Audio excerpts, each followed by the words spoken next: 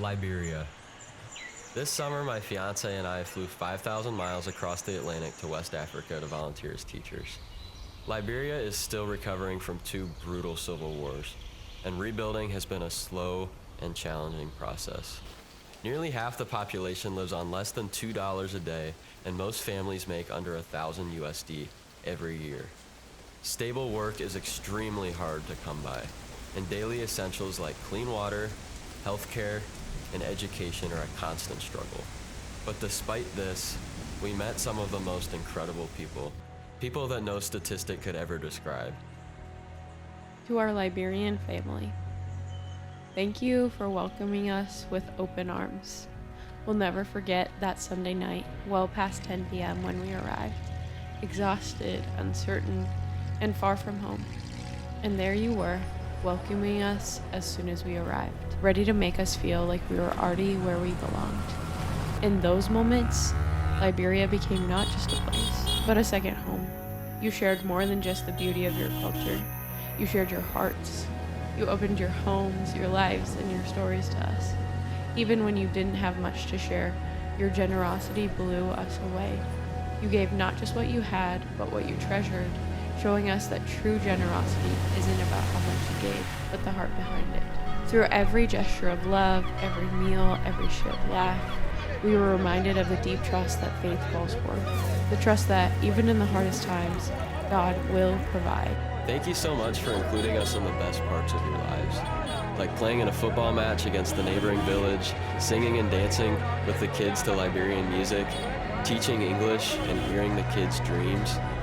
Some wanted to be football stars and doctors, and walking into church filled with loud, joyful praise, singing and dancing, and it was unforgettable. You also challenged the way we've grown up seeing the world. In America, we're told fulfillment comes from success and wealth, and security is tied to status. It's easier for faith to stay surface level here because we have so many safety nets to fall back on. But your faith made us ask, what am I most deeply afraid of losing? The answer to that question reveals what we truly worship. Real fulfillment doesn't come from what we wish we had, but from trusting that God provides exactly what we need. Financial poverty doesn't mean poverty of the heart. In fact, it reveals a richness that we often overlook. The Apostle Paul talks about the ultimate source of wealth in Jesus. Though he was God, he did not think of equality with God as something to cling to.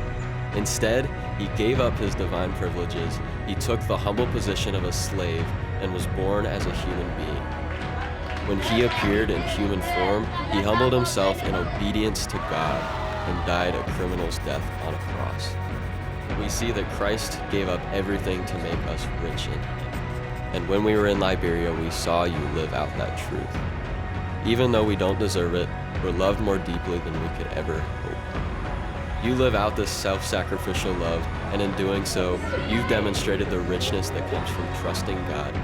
Your example challenges us to see that true fulfillment doesn't come from worldly wealth, but from the unshakable trust that God will deliver on his promises.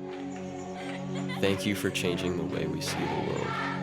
Though we came to teach, you're the ones who taught us. You've shown us that the greatest security is trusting God, because by the grace of God, he will provide.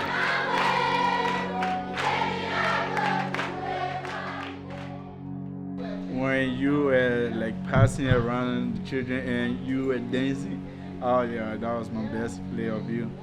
And Was the time we spent together on the field and that of the Bible school, like singing, dancing. I really admired you, and then I would like to appreciate you for the quality time we spent together. they should consider that we and you are one family for now. Yeah, absolutely. Yeah, that's awesome.